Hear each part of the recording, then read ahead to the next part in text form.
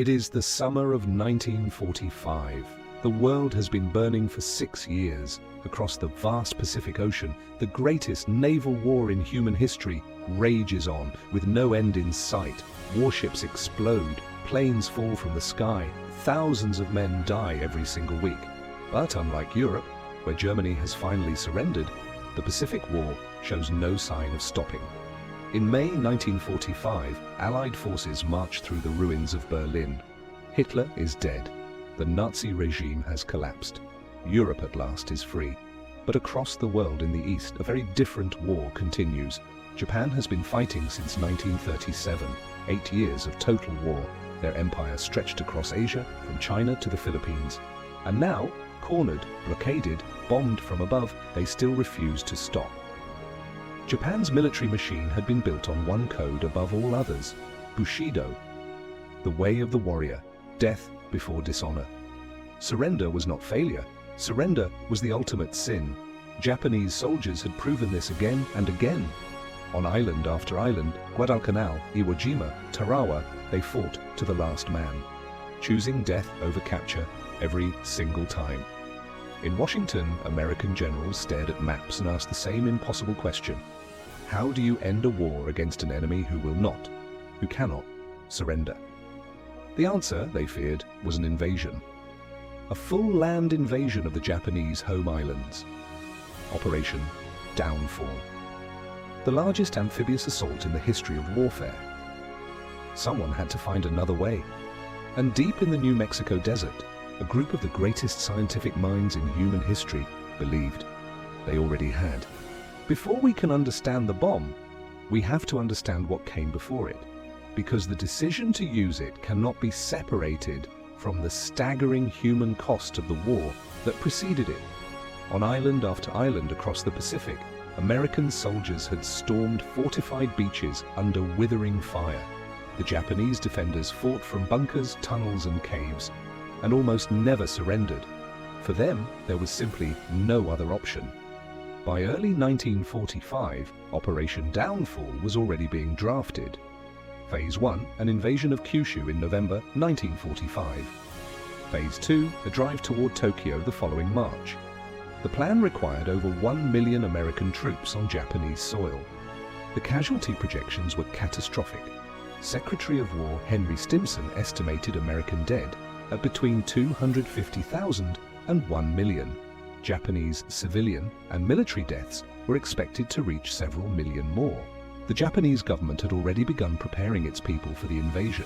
Women were handed bamboo spears, children practiced fighting with sharpened sticks. The elderly were told to die with honor. The Battle of Okinawa had just ended, and it told everyone exactly what a mainland invasion would look like.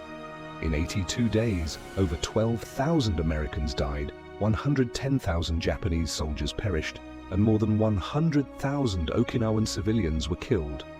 Field hospitals overflowed. The men who survived whispered to each other, this was just one island. Japan had dozens more. Japan's kamikaze pilots made the calculus even grimmer. Over 3,000 suicide attacks had already been launched, and Japan had 5,000 more pilots ready and waiting. The men making this decision were not monsters. They were soldiers who had watched their men die for years, and now they faced the most consequential choice in modern warfare. Hidden in the remote deserts of New Mexico, surrounded by mountains and 100 miles from the nearest city, something impossible was being built. Something that would change the nature of human civilization forever. The Manhattan Project. The most ambitious scientific endeavor in human history. Over 130,000 people working in complete secrecy at dozens of facilities across the United States and Canada. Billions of dollars spent, years of relentless around-the-clock work. The scientists were extraordinary. Many had fled Hitler's Europe, Jewish physicists, German exiles, brilliant minds who understood exactly what would happen if Nazi Germany built this weapon first. That fear drove everything. Entire cities were constructed in secret. Los Alamos, New Mexico, Oak Ridge, Tennessee, Hanford, Washington. Workers lived inside fenced perimeters. Their mail was censored. Their location didn't officially exist. By the summer of 1945, 2 bomb designs were complete. Little Boy, a uranium bomb never tested in the field, and Fat Man, a plutonium implosion device more powerful and more complex than anything ever conceived. On July 15, 1945, the world's first nuclear device was assembled atop a 100-foot steel tower in the Alamogordo Desert. Scientists watched from bunkers miles away. No one truly knew what would happen. At 5:29 a.m. on July 16th, the Trinity device detonated. The fireball reached 7,000 degrees. The shockwave was felt 160 miles away. The blast was equivalent to 20,000 tons of TNT. J. Robert Oppenheimer, the project's scientific director, watched the mushroom cloud rise and whispered words from ancient Hindu scripture. "Now I am become death, the destroyer of worlds." The nuclear age had begun, and the decision of what to do next belonged to one man. Harry S. Truman had been president for less than 4 months. Franklin Roosevelt had died in April without ever telling his vice president about the bomb. Truman learned of the Manhattan Project only after taking the oath of office. Imagine that. You are thrust into the most powerful office on Earth, and within days you are told your country has secretly built a weapon of almost incomprehensible destruction, and you must decide what to do with it. Truman convened the interim committee, top military commanders, scientists, and cabinet officials, to advise him. The question on the table was stark: use the bomb or not? Some argued for a demonstration, detonate the bomb over an uninhabited area, and warn Japan of what was coming. But military advisors pushed back hard. Japan's leadership had survived months of catastrophic conventional bombing without flinching. A demonstration might not be enough. America had only 3 bombs ready. If Japan called the bluff, the war continued. Truman made his decision. The bomb would be used against a real Japanese city. The goal: shock Japan into immediate surrender. Before the invasion, before millions more died on both sides, 4 target cities were selected: Hiroshima, Kokura, Nagasaki, and Niigata, major military and industrial centers largely spared from conventional bombing, so the devastation would be unmistakable. On Tinian Island in the Pacific, mechanics worked through the night loading Little Boy into the modified bomb bay of a B-29 superfortress named Enola Gay, a name Colonel Paul Tibbets had painted himself on the nose of the plane, his mother's name. At 2:45 in the morning on August 6, 1945, the engines roared to life. The Enola Gay lifted into the Pacific night sky. Destination: Hiroshima. For the 140,000 people sleeping in that city, less than 6 hours left to live. Monday morning, August 6, 1945. Hiroshima, Japan. A city of 350,000 people waking up to a clear, beautiful summer day. Blue skies, warm air, children walked to school in their uniforms, factory workers headed to the Mitsubishi plant along the river, shopkeepers opened their stalls. An air raid alarm had sounded earlier that morning, but the all clear followed. Nothing came of it. People relaxed. It seemed like just another day. At 31,000 feet above the Pacific, the Enola Gay's crew were at their stations. Bombardier Major Thomas Ferriby had his eyes locked on the bomb site, the distinctive T-shaped Aioi Bridge at Hiroshima's center, coming slowly into view through the crosshairs. At 8 hours, 15 minutes, and 17 seconds in the morning, the bomb release switch was pressed. Little Boy fell from the belly of the Enola Gay. The aircraft lurched upward, suddenly 10,000 pounds lighter. Tibbets banked hard and accelerated away at full power. For 43 seconds, Little Boy fell through clear morning air. The people of Hiroshima below could not see it. They heard the plane, but they had heard planes before. Nobody ran. A woman later recalled she had just thought, "How beautiful the sky looks this morning." Then came the light. At 1,900 feet above the city, Little Boy detonated. The temperature at the hypocenter reached 7,000 degrees Fahrenheit in less than 1 second. Every human being within half a mile was vaporized instantly, leaving only their shadows burned into the stone beneath their feet. The shockwave flattened 5 square miles of Hiroshima in approximately 3 seconds. Co-pilot Robert Lewis picked up his diary and wrote 5 words: "My God, what have we done?" 80,000 people died that morning. By the end of 1945, the toll climbed to 140,000, as radiation sickness killed those the blast had spared. The world waited. In Washington, Tokyo, London, Moscow, the question was the same. Would Japan surrender now? The United States issued its ultimatum: surrender or face more bombs. Japan's military leadership gathered in emergency session in an underground bunker in Tokyo. Japan's Supreme War Council, the 6 men who controlled the nation's fate, met behind closed doors. The debate was fierce and deadlocked. 3 wanted to fight on at any cost. 3 wanted to find a way toward peace. Without a unanimous decision, nothing could move forward. The military hardliners argued the Americans could have only 1, perhaps 2 such weapons. Fight on. Resist any invasion. Make the cost so catastrophic that the United States would be forced to negotiate. Even now, after Hiroshima, surrender was unthinkable to them. American intelligence officers listened desperately for any signal from Tokyo. What they found in intercepted communications was chilling. Japan's military was still transmitting orders to its forces: resist, prepare, fight to the last. 3 days passed. The deadlock held.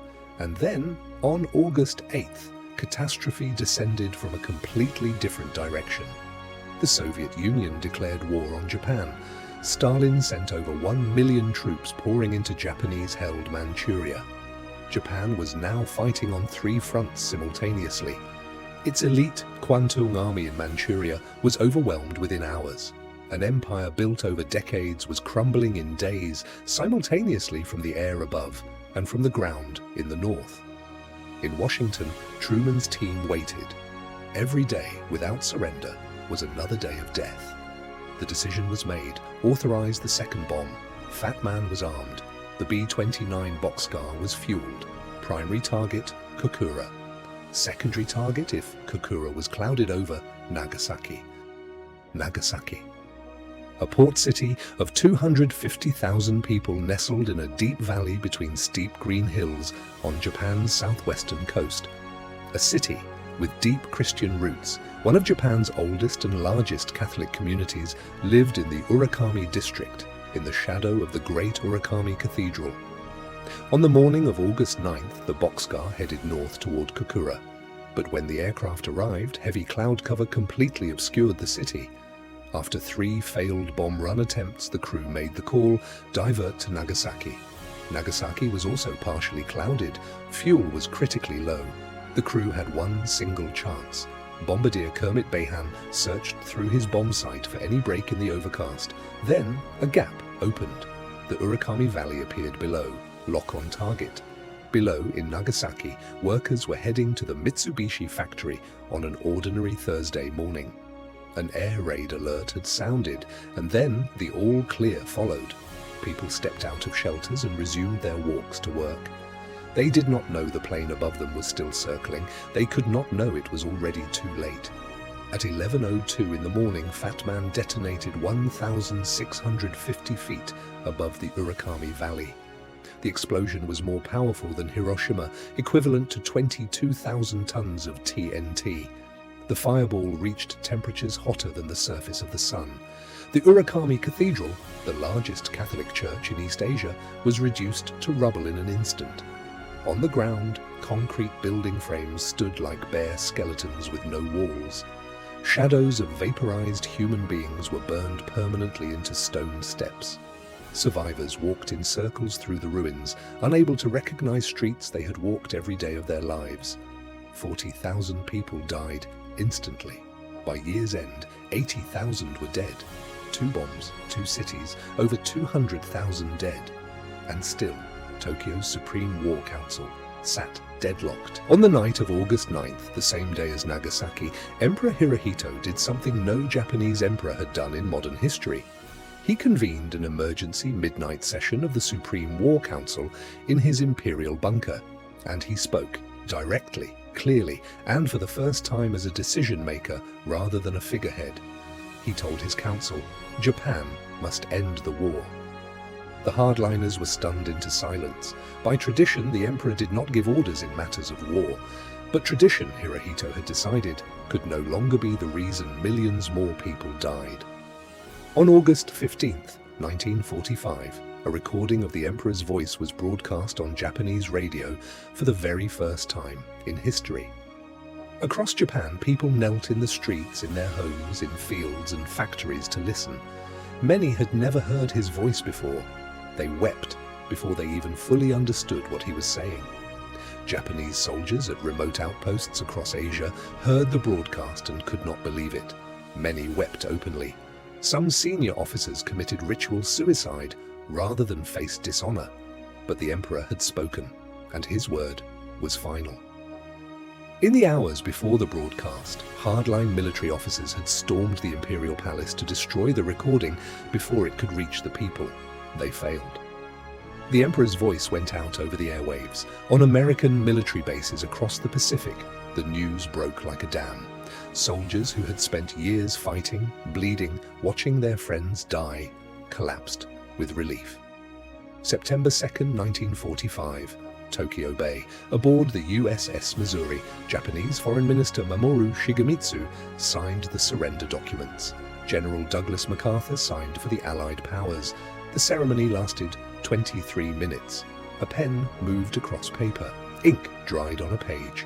And with that signature, the most destructive war in human history, which had killed between 70 and 85 million people, was officially, finally, over. The war ended, but the argument began, and it has never stopped. On one side, the enormous relief of American soldiers and their families who did not have to die in a land invasion. On the other, the ash and rubble of two cities and more than 200,000 dead civilians who never saw a battlefield. For 8 decades, the debate has raged in universities, governments, and history books. Was the bombing militarily necessary? Was it morally justified? Could the war have ended another way? Declassified documents have only complicated the picture. Some records suggest Japan was already quietly exploring surrender options through Soviet diplomatic channels before Hiroshima. Others show Japan's military remained committed to fighting regardless. The evidence, examined honestly, cuts both ways. Truman never expressed regret. He maintained until his death that the bombs saved lives, American and Japanese, by preventing an invasion. "I made the only decision I knew how to make," he said. "I would make it again under similar circumstances." The Hibakusha, the survivors, spent their entire lives testifying to what nuclear weapons actually do to human bodies, to cities, to families, to everything that makes a place a home.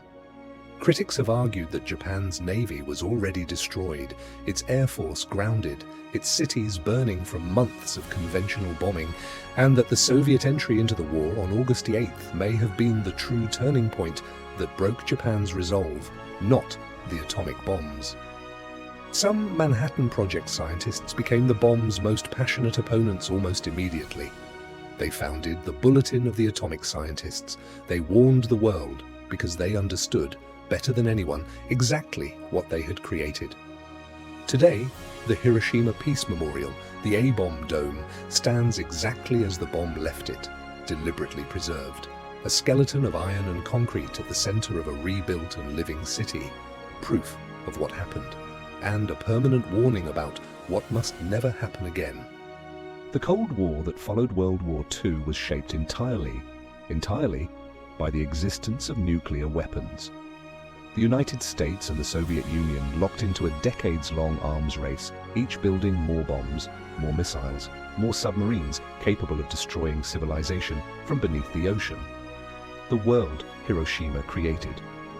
Nuclear submarines prowled the ocean depths around the clock. Intercontinental ballistic missiles sat in silos across 2 continents, pointed at each other, waiting for a command that, mercifully, by the narrowest of margins, never came. The world lived under the shadow of instant annihilation for 50 years. The Bulletin of the Atomic Scientists created the Doomsday Clock in 1947, a symbolic measure of how close humanity stands to destroying itself. At the height of the Cold War, it moved to 2 minutes to midnight. The metaphor has never stopped being terrifying. Nations tried to contain the monster they had created. The Nuclear Non-Proliferation Treaty, the Test Ban Treaty, START, SALT, arms control agreements built and rebuilt across decades, a constant, exhausting diplomatic effort to walk humanity back from the edge of an abyss of its own making. The hibakusha grew old, but they never stopped speaking. Across generations, in schools and parliaments and United Nations chambers, they described what they had seen, what they had survived, and what the world must never allow to happen again. Every August 6th, Hiroshima holds its peace memorial ceremony. At exactly 8:15 in the morning, everything stops. Bells ring, doves fly. Paper lanterns float down the Otter River at night, one for each of the dead, glowing softly in the dark water, drifting toward the sea. Today, 9 nations possess nuclear weapons, approximately 12,500 warheads between them. Any single one capable of destroying a city in seconds. The lesson of Hiroshima has been learned, and simultaneously, tragically, not learned. In the Hiroshima Peace Memorial Museum, a watch sits in a glass case, melted, stopped, frozen, at 8:15 a.m. August 6, 1945. It belonged to a man named Kengo Nikawa. He never came home, but his watch still keeps his time. One bomb, one warning, one city, and the world after is always in every moment ours to choose.